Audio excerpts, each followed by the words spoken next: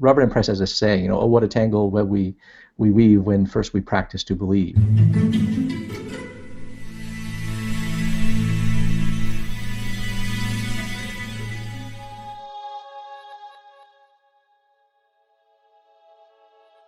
In philosophy and in psychology, we often characterize beliefs as what are called propositional attitudes, an attitude towards a proposition. So, I mean, to believe something is to think that something is the case, to think that something is true, right? So if I say the cat is on the mat, that's a proposition, okay?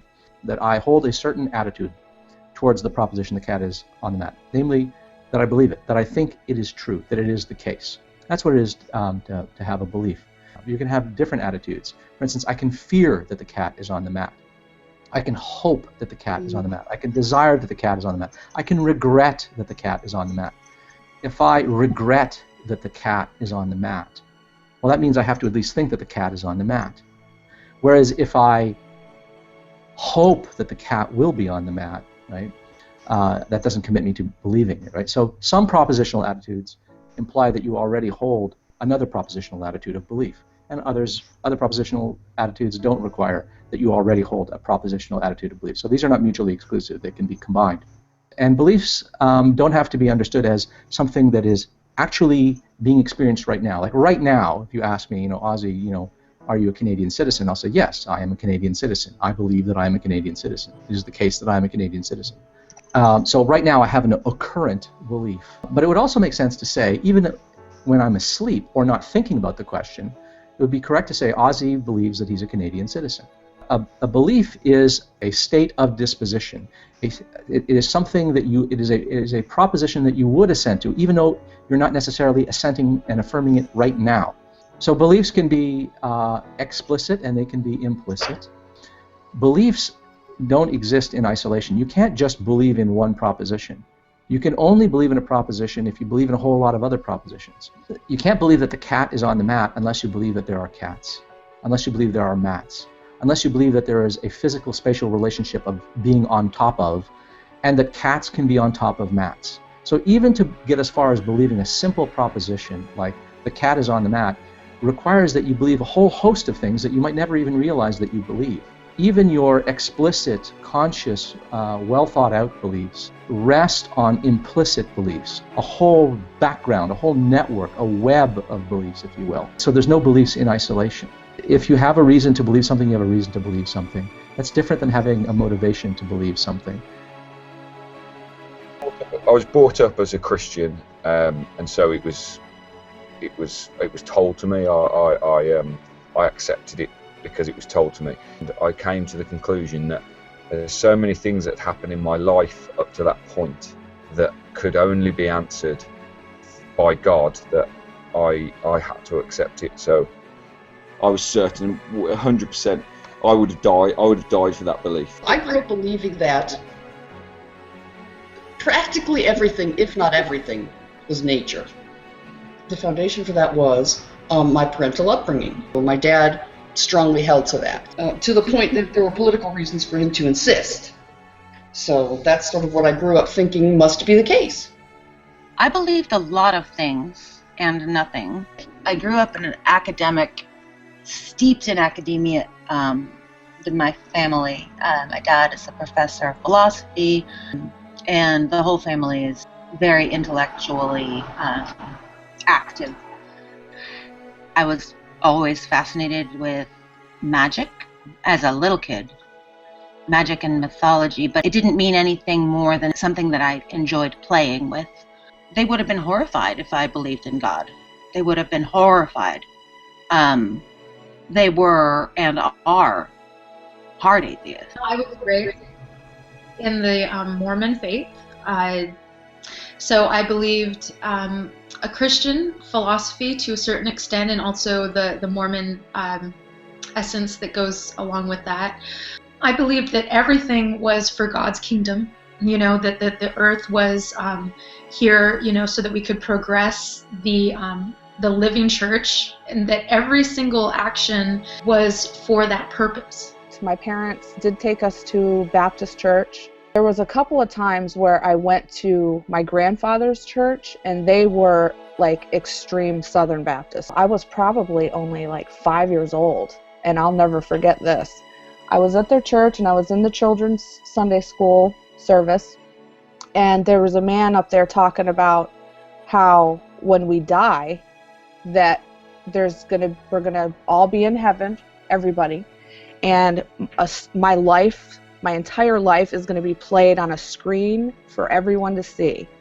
It petrified me. So I'll never forget that. And I think that always kind of stuck in my head throughout my entire Christian life. That set the stage for the type of God I was dealing with, pretty much. In your thinking about any particular belief, that particular belief is nested in a whole network of other beliefs that are probably completely unquestioned by you. You might not even be aware of all these implicit beliefs. It meant that people aren't changeable, that people are sort of fixed, and that they're fixed because of their genetics. So it closed a lot of doors in terms of not only my view of people, but my view of myself in terms of, could I change? How could I change? Could I have control over change? And that kind of thing. I saw every conversation as an opportunity to talk about Jesus, and if I didn't talk about Jesus in that conversation, I would go away from that conversation feeling very guilty.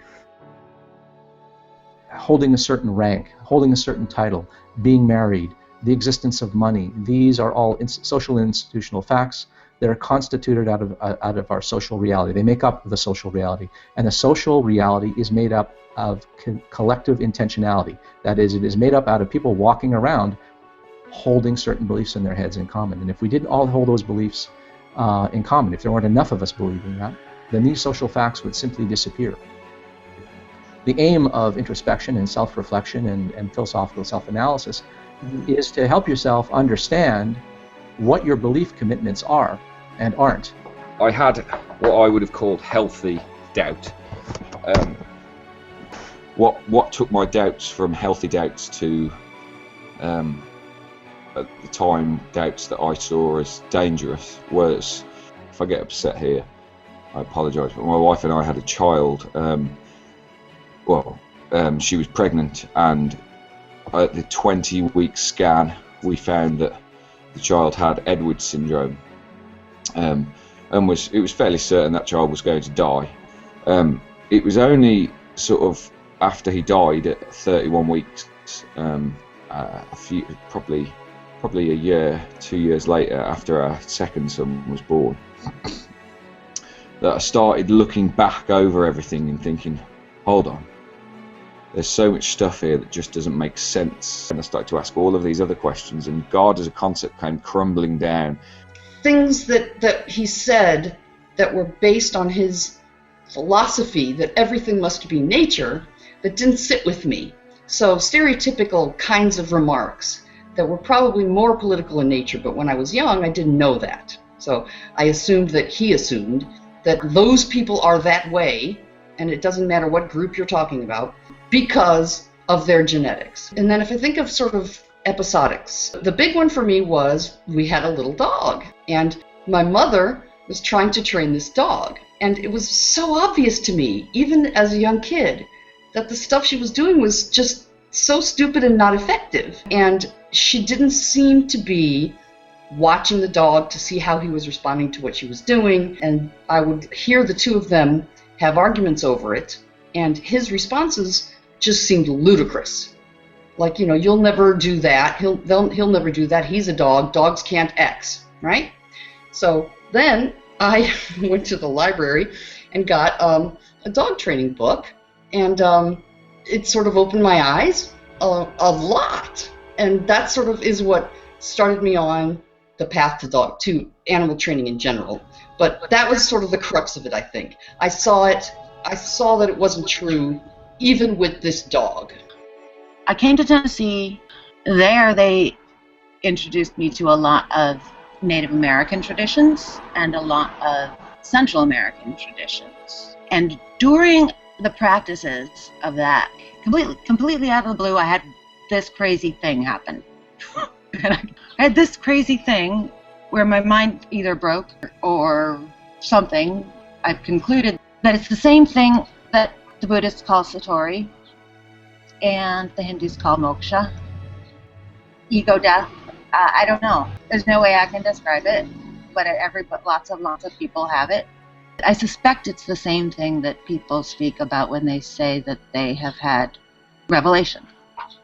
I think it was, at least 6 or 8 months before I realized and was able to come to terms that Christianity probably or possibly wasn't literally true. The non-belief in God, to me, when I left the church, it didn't seem possible. It's really hard to shake these baseline beliefs. When you're indoctrinated as a youngster, it takes so many more years to realize that wasn't true. I think it has to do with how our brain develops. It develops a certain way, and when we have just everything set up to believe in these ideologies that we realize aren't true, but it's still difficult to understand how come they're not true and how come I believed them. My friend Eve Reel, when she deconverted, that kind of threw me for a loop. Then I watched that Cosmos: A Space-Time Odyssey show, the whole show. I was hooked. And that is like the defining moment that really made me take that first step, just 1 foot out the door. And then I realized how small the world is, like our planet, and compared to this whole of creation God supposedly made. And I was like, how can God be so small in his moral character and even his end game plan when there's this huge universe filled with space and things going on?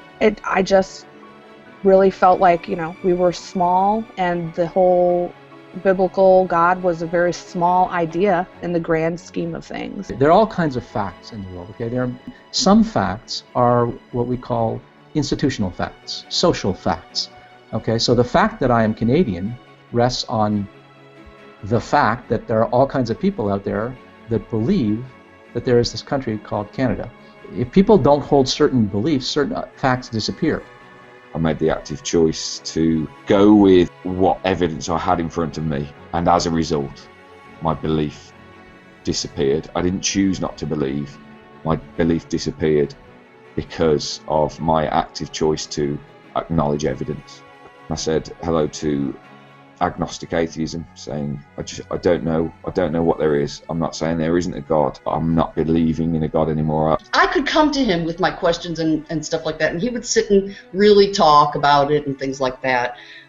So he was willing to talk about it, but he always closed the door at the end.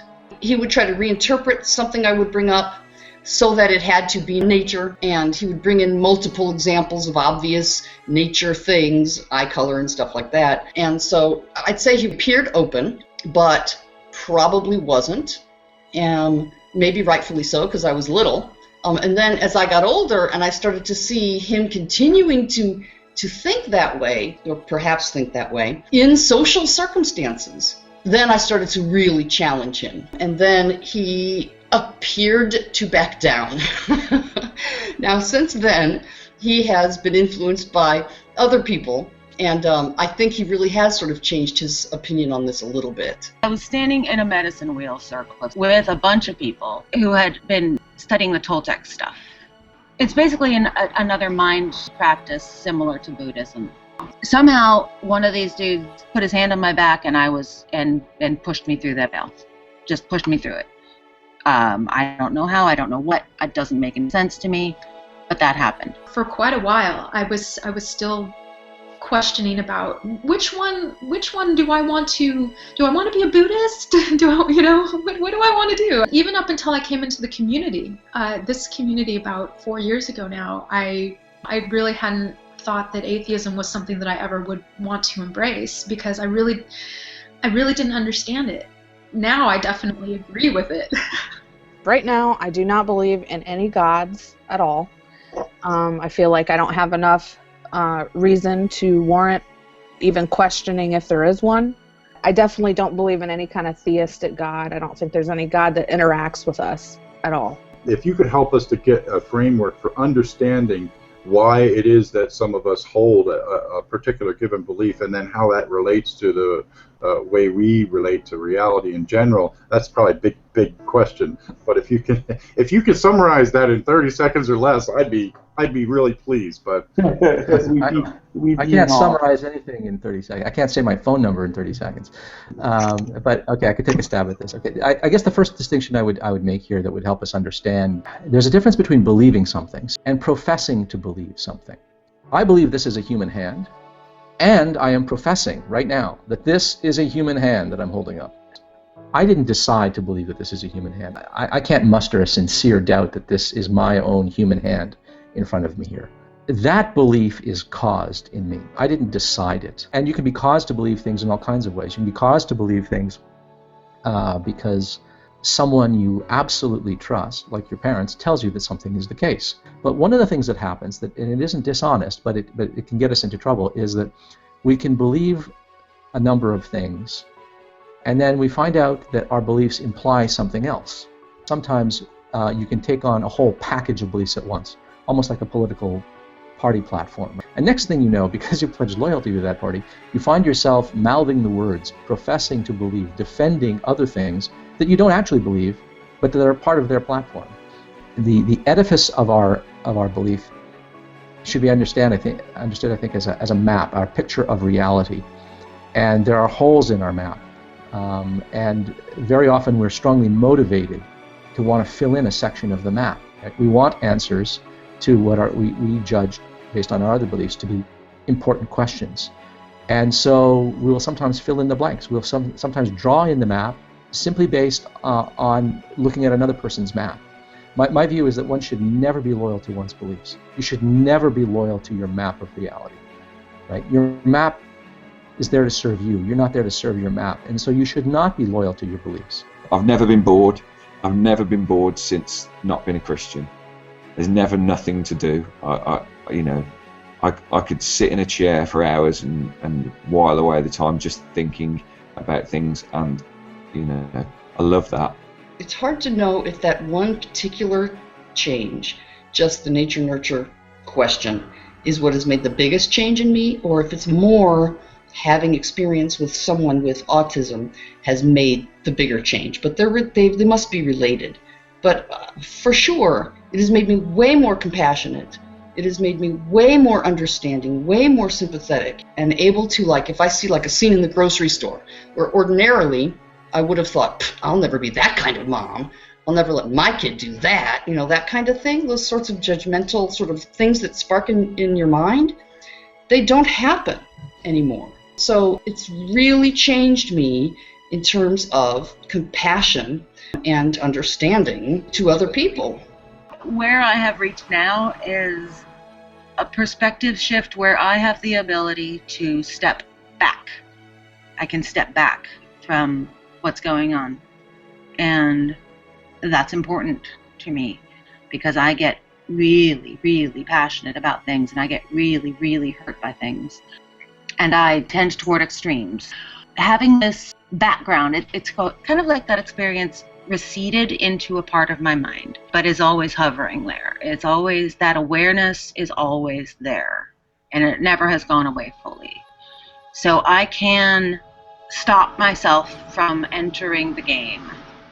I'm able to live life on life's terms. I'm saying if this is all there is, if this is my life, then everything needs to be so appreciated in a different way.